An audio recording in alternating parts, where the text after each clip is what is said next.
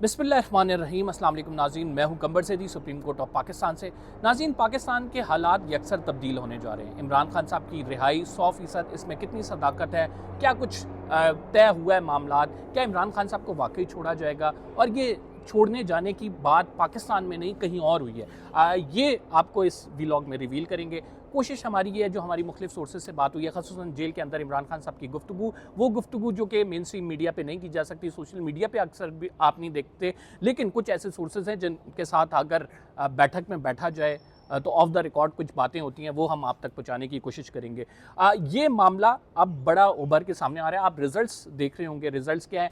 19 लोगों को army chief ने उनकी सज़ा माफ़ कर दी। 9 मई, जिस पे वो कहते थे कि पार्टी ख़त्म शुदा है, इमरान खान साहब का नाम लेने की इजाज़त नहीं होती थी, बानी पीटीआई कहा जाता था, अब इमरान खान साहब पे आ गए हैं और ये एलामिया बाकायदा तौर पर जो जारी किया जा रहा है। फिर मुज़ाकराती कमेटी बड़े खुशगवार माहौल में आप देख रहे हैं कि एक मुज़ाकरात का दौर हुआ, दूसरी, फिर अब तीसरी मीटिंग तय कर ली गई है। तो मामलात रिवर्स हो रहे हैं। कितनी तेज़ी के साथ रिवर्स होंगे और इसमें क्या कुछ तब्दीली आएंगी और वजूहात क्या हैं, ये तमाम चीज़ें इस व्लॉग में कवर करने की कोशिश करेंगे।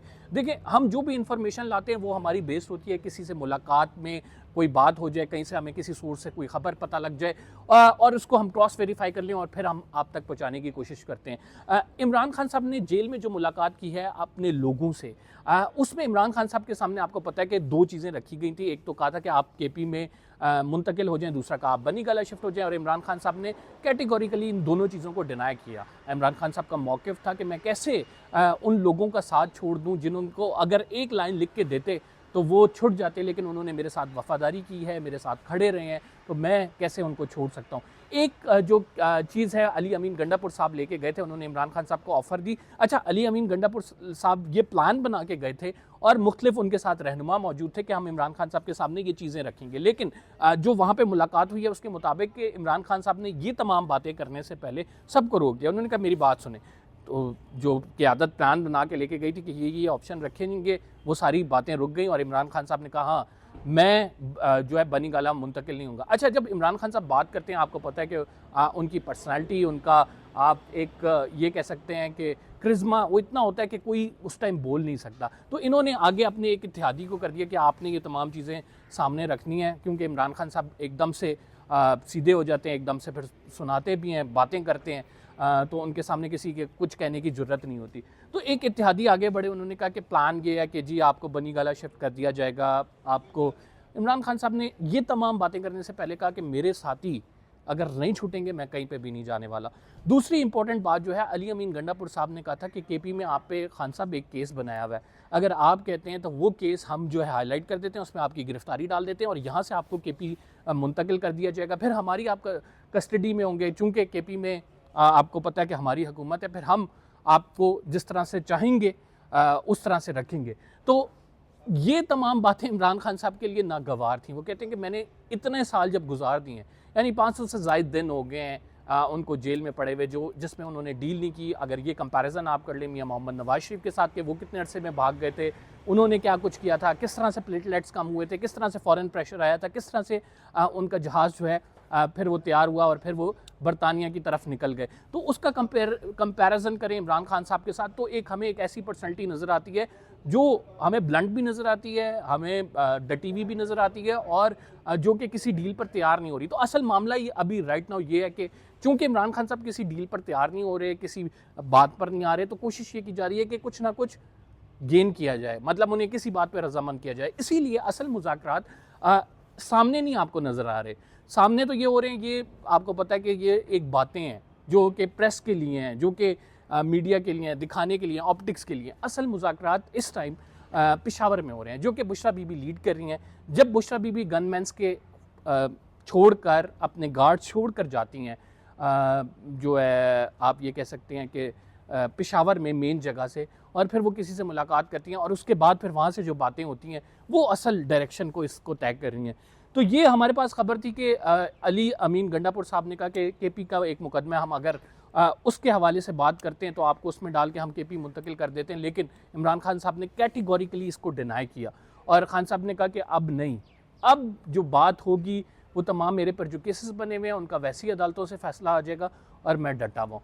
तो सबसे बड़ी जो चीज़ है, सबसे बड़ी इनसिक्योरिटीज़ क्या हैं, क्यों बार बार ये बात की जा रही है? इनसिक्योरिटीज़ ये हैं कि एक बंदा इतने साल से मतलब अब पूरा साल के बाद वो जेल में भी है, उसकी पार्टी पे भी प्रेशर आया हुआ है, उसकी पार्टी को भी हमने तोड़ने की कोशिश की लेकिन वो टूटा नहीं है। तो अगर कितना अरसा तक ये सस्टेन कर सकेंगे, ज़्यादा अरसे सस्टेन नहीं कर सकते। इसी वजह से जब उनसे बात की जाती है तो कहा जाता है कि आप ऐसा करें कि हमें ये गारंटी दें कि आप चुप रहेंगे, फिर ये कहा जाता है कि आप हमें ऐसा करें कि ये गारंटी दें कि आप आकर सियासत नहीं करेंगे, फिर ये कहा जाता है कि आप ऐसा करें कि हमें ये गारंटी दें कि आप इस मुल्क में नहीं रहेंगे। तो इन तमाम चीज़ों पे जो है बात की जाती है और कोशिश की जाती है किसी तरह रजामंद करने की। फिर आखिरी लीस्ट जो ऑप्शन उनके पास है नाज़रीन, उसमें हमारी इतलात के मुताबिक ये कहा गया है कि आप यहाँ से जब बाहर निकलेंगे तो जो इस्टाब्लिशमेंट के हायर अप्स हैं उनके हवाले से कोई बात नहीं करेंगे, उनको नहीं छेड़ेंगे, उनके लिए कोई आप इंतकाम नहीं रखेंगे और अगर इस बात की आप गारंटी देते हैं तो हम आपको बाहर निकालने पर तैयार है। लेकिन बात यह है कि इस बात की गारंटी दे कौन, और अगर कोई गारंटी देता है तो इमरान खान साहब के बिहाफ पे क्या इमरान खान साहब वाकई इस चीज़ को मानेंगे यानी ये एक बहुत बड़ा सवाल है। गेम यहाँ पे फंसी हुई है। ये हम तक इतलात जो हैं पहुँची हैं, जो हमने आप तक पहुँचाई हैं इस व्लॉग के थ्रू। खैर जो बातें इस टाइम चल रही हैं, जो डील चल रही है वो ये चल रही है कि रिहाई किस तरह से होगी, क्या उसका बैकड्रॉप होगा, कौन गारंटी लेगा, कौन इमरान खान साहब को आगे के लाए अमल से रोकेगा, और क्या मिड टर्म इलेक्शन की तरफ जाना है या नहीं। इमरान खान साहब चाहते हैं कि 2025 में ही जो है इलेक्शन हो जाए और 2025 में मैंडेट की वापसी हो जाए। पहले दो मुतालबात तो रखे गए हैं कि जुडिशल कमीशन 26 नवंबर का और इसके बाद फिर 9 मई के हवाले से। उसके बाद असल मुतालबा जिस पे इमरान खान और पार्टी का फोकस है वो मिड टर्म इलेक्शन के ऊपर है, मैंडेट की वापसी के ऊपर है, क्योंकि सारा मामला उस पर अटका हुआ है। शहबाज शरीफ साहब फॉर्म 47 की पार्लियामेंट के साथ कितने अरसे तक रहेंगे। आज इलेक्शन कमीशन ऑफ पाकिस्तान की जो रिपोर्ट आई है उसमें कहा गया है कि सिर्फ 27% जो है इलेक्शन जो ट्रिब्यूनल में पेटिशंस है उनका फैसला किया गया है, यानी अभी 73% जो है वो पेटिशंस बाकी हैं, उनका फैसला होना है, लेकिन उसको मामले को रोका गया। आपको पता है 180 दिन होते हैं, लेकिन 180 दिन में ये मामला नहीं हुआ। 180 दिन गुजरे हुए भी काफ़ी अरसा हो गया, लेकिन अब इलेक्शन कमीशन तेज़ी के साथ इन पेटिशंस को देखेगा। अब एक सुप्रीम कोर्ट, इस कोर्ट में जिसमें मैं अभी राइट नाउ खड़ा हूँ, इसने 8 तारीख को केस लगा लिया है आम इंतखाबात के हवाले से। धांधली का केस जो था, कॉन्स्टिट्यूशनल बेंच इसमें क्या करेगा, जब आप उसके ऑर्डर्स देखेंगे, वहाँ के रिमार्क्स देखेंगे, तब भी आपको एक ओवरऑल एटमॉस्फेयर, हालात का अंदाज़ा हो जाएगा कि किस तरह से तब्दीली आ रही है। ग्रेजुअली आप कुछ स्टेप्स तो देख रहे हैं, लेकिन फिर इस अदालत या कॉन्स्टिट्यूशनल बेंच से जो रिमार्क्स आएंगे, जो फैसला आएगा, उससे भी आपको बखूबी अंदाज़ा हो जाएगा। फिर दूसरी चीज़, मिलिट्री कोर्ट केसेस के हवाले से भी केस फिक्स कर दिया गया है। वो केस जो है अब सुप्रीम कोर्ट ऑफ पाकिस्तान में होगा। मंडे वाले दिन उस केस की समाअत है 6 तारीख को, और मंडे वाले दिन जो है उस केस को आगे लेकर जाया जाएगा। फिर 26वीं अमेंडमेंट का केस दूसरे हफ्ते में लगा हुआ है, यानी आप पै दर पै वो तब्दीलियां देख रहे हैं जो कि हमें सियासी मंजरनामे के साथ जुड़ी हुई नज़र आ रही हैं। और जिस डील की, जिस चीज़ की मैं आपको बात कर रहा था, जो इम्पोर्टेंट खबर मैं आपको देने वाला था, जिसके तहत मैं ये कह रहा हूँ कि 19 अफराद की वापसी भी हुई, फिर उसके बाद एक मुज़ाकरात का दौर भी शुरू हो रहा है, फिर ये पॉलिसी भी अपनाई जा रही है कि पीटीआई को मज़ीद नहीं छेड़ा जाएगा।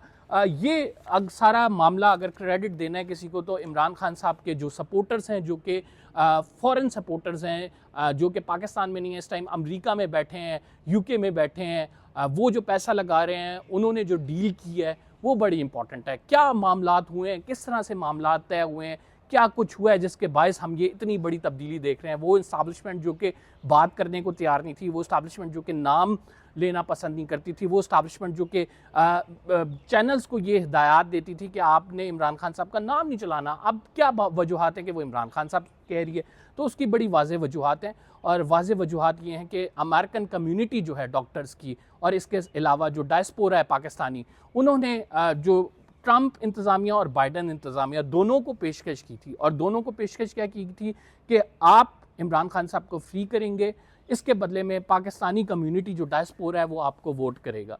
तो इतलात के मुताबिक जो वहाँ पे लोगों से बात हुई है, इस बात की आपको तस्दीक भी हो जाएगी कि जो डॉक्टर्स हैं वो ये कहते हैं कि हमारी ट्रंप से डील फाइनलाइज हुई थी, ट्रंप ने हमें ये कहा था, उसमें कोई 9 मई या कोई ऐसी वैसी बात नहीं हुई थी, सिर्फ एक बात हुई थी कि हमें रिहाई चाहिए तो इमरान खान साहब की चाहिए।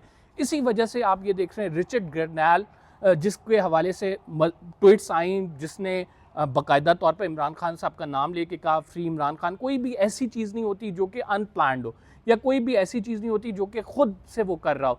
तो ये एक पर्पसफुली उनकी ट्वीट्स थी, और इस पर्पसफुली ट्वीट्स में हम ये देख रहे हैं कि उसका प्रेशर, उसकी जो हीट है वो हमें पाकिस्तानी इस्टेब्लिशमेंट में, पाकिस्तानी फॉरेन ऑफिस में फ़ील हो रही है, और उसके बाद फिर मामला दुरुस्त करने की बातें हमें सामने आ रही हैं। तो जो मैं कह रहा था कि 100% ये बात, इस बात के चांसेस है कि इमरान खान साहब को रिहा कर दिया जाए। 20 जनवरी को डोनाल्ड ट्रंप की जो सरमनी है जिसमें उन्होंने हल्फ उठाना है, और उसके बाद कैबिनेट उनकी काम शुरू कर देगी। उनकी जानिब से जो बयानात आ रहे हैं, यूरोपीय यूनियन जो बयानात दे रहा है, तो एक इंटरनेशनल प्रेशर बनाने में पीटीआई कामयाब हो गई है, जो कि उसके जो फॉरेनर्स हैं, जो कि बैरून ममालिक में लोग हैं, जो डायस्पोरा है, उसने सपोर्ट की है, और उसने कहा है कि हम आपको तभी वोट देंगे सर अगर आपने इमरान खान साहब को छोड़ना है।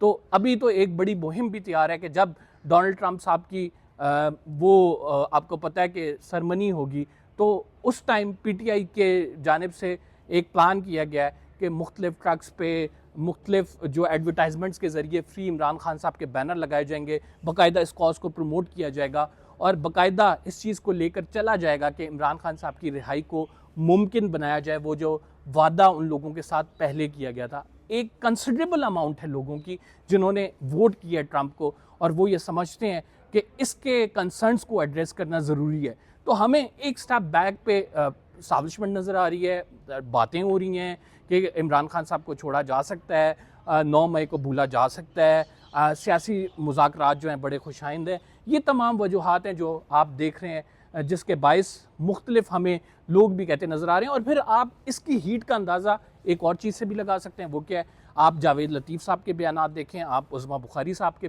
साहिबा के बयानात देखें। आज उस्मा बुखारी साहिबा ने प्रेस कॉन्फ्रेंस की है जिसमें कहा है कि फ़ौज ने गलत किया 9 मई वालों को छोड़कर, उनको नहीं छोड़ना चाहिए था क्योंकि इन्होंने इदारे को नुकसान पहुँचाया।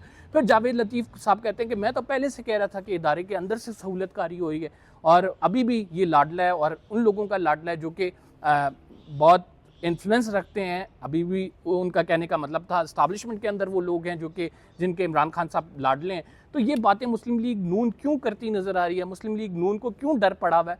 तो इसकी बड़ी वाज़ेह वजूहात हैं कि आहिस्ता आहिस्ता हवाओं का रुख तब्दील हो रहा है, आहिस्ता आहिस्ता वो जबर का मौसम तब्दील हो रहा है, और हमें साहबजादा हामिद रज़ा या पीटीआई के लोग ये कहते नज़र आ रहे हैं कि 2025 हमारा साल है, 2025 में हम जो है अब रूल करेंगे।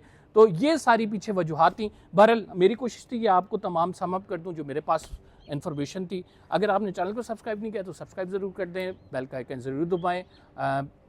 इंशाअल्लाह ताला आपसे मुलाकात होगी अगले व्लॉग में।